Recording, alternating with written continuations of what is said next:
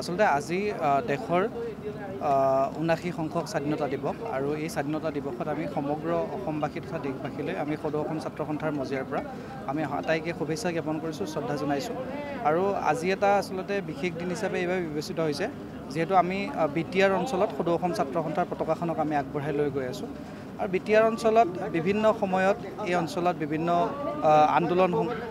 আন্দোলন হৈছিলে বা এই অঞ্চলসমূহত বিভিন্ন সমস্যা আছিলে আৰু সমাধানৰ কাৰণে নিজৰ জাতি মাটিৰ স্বকীয়তা ৰক্ষাৰ কাৰণে বিভিন্ন সময়ত আন্দোলন হৈছিলে আৰু সেই আন্দোলনসমূহত মানে বিভিন্নজনে নিজৰ দেশ মাটি জাতিৰ বাবে শ্বহীদ হৈছিলে।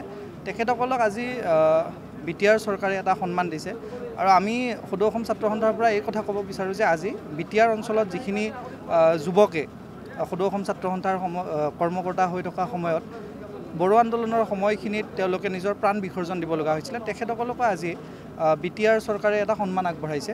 আমি এই ক্ষেত্ৰত বিটিআৰ চৰকাৰক আমি অভিনন্দন জনাইছোঁ আৰু তেখেতসকলে দীৰ্ঘদিনীয়া ছাত্ৰ সন্থাৰ এটা আমাৰ অনুৰোধ আছিলে, দাবী আছিলে, কাৰণ ছাত্ৰ সন্থাৰ মঞ্চত থকা সময়ত একোগৰাকী যদি সুঠাম যুৱক হেৰাই যায় তেতিয়াহ'লে পৰিয়াল এটা কেনেকৈ চলে বা পৰিয়ালটোৰ আচলতে গোটেই এটা পৰিৱেশে নোহোৱা হৈ যায়। গতিকে আজি পৰিয়ালকেইটাক কিছু সকাহ দিয়া হৈছে। আমি আশা ৰাখিম যে আমাৰ দাবী আছে এই পৰিয়ালসমূহক উপযুক্ত সংস্থাপন দিব লাগে চৰকাৰে আৰু পৰিয়ালসমূহক উপযুক্ত আৰ্থিক সাহায্য দিব লাগে।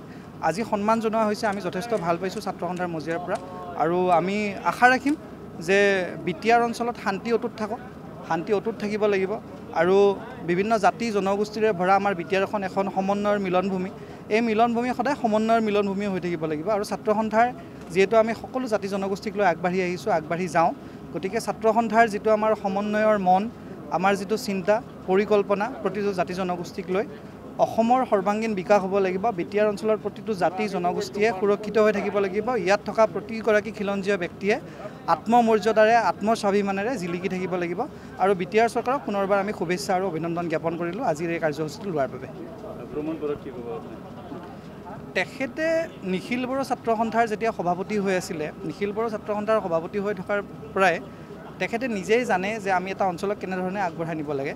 গতিকে প্ৰমোদ বড়ো ডাঙৰীয়াই কেনেকৈ কি কাম কৰিব লাগে তাৰ কথা তেখেতৰ ওপৰত আমি আচলতে ক'ব লগা নাই, কাৰণ তেখেতে সকলো কথা জানেই। সদৌ অসম ছাত্ৰ সন্থাৰ লগত তেখেতৰ দীৰ্ঘদিনীয়া সম্পৰ্ক, কাৰণ তেখেতে নিখিল বড়ো ছাত্ৰ সন্থাৰ সভাপতি আছিলে দীৰ্ঘদিন ধৰি। আজি তেখেতে অন্য এটা পন্থাৰে ৰাজনৈতিকভাৱে তেখেতে চৰকাৰত আছে। আপোনালোকে হয়তো জানেই যে সদৌ অসম ছাত্ৰ সন্থা আমি অৰাজনৈতিক সংগঠন। আমাৰ সম্পৰ্ক সদায় নিখিল বড়ো ছাত্ৰ সন্থাৰ সৈতে। নিখিল বড়ো ছাত্ৰ সন্থাৰ সৈতে সদৌ অসম ছাত্ৰ সন্থাই সমন্বয়ৰ দলেৰে আমি কৰ্মৰ সংস্কৃতিৰ দলেৰে আমি আগবাঢ়ি গৈ আছোঁ। গতিকে প্ৰমোদ বড়ো ডাঙৰীয়াই বিটিআৰখনক আগবঢ়াই নিয়ক।